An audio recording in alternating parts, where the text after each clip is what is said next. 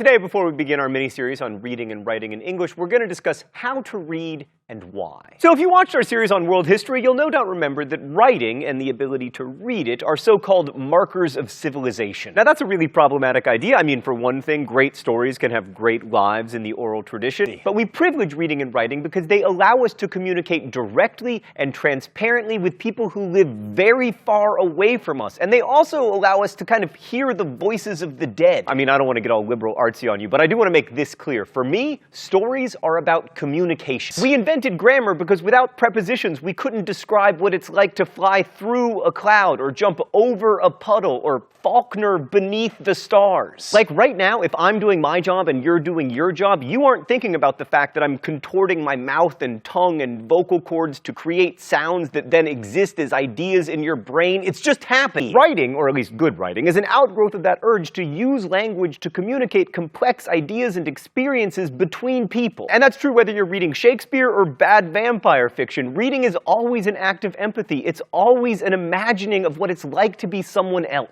So I'm going to ask you to read critically, to look closely at a text and pay attention to the subtle ways the author is trying to communicate the full complexity of human experience. But I'm not asking you to go symbol hunting because reading is supposed to be some treasure map in which you discover symbols, write them down, and then get an A in class. I'm asking you to read critically because by understanding language, you will, 1, have a fuller understanding of lives other than your own, which 2, will help you to be more empathetic, and thereby 3, help you to avoid getting dumped by that young woman in the first place. Although more importantly, 4, reading critically and attentively can give you the linguistic tools to share your own story with more precision. And that will help people to understand your joy and your heartbreak, yes, but it will also be helpful in many other ways, like when you are trying to convince the company to move forward with your 4th quarter strategy or whatever it is that people with real jobs do. Reading thoughtfully gives us better tools to explain corporate profits and broken hearts, and it also connects us to each other. The real reason the green light in The Great Gatsby is such a wonderful symbol is because we all know what it's like to be outside in the evening staring off into the distance at a future that may never be ours. We've all felt that stomach-churning mix of yearning and ambition that Gatsby feels as he stares out at that green light across the harbor. And by knowing what it's like to be Gatsby, we learn more about those around us, those who came before us,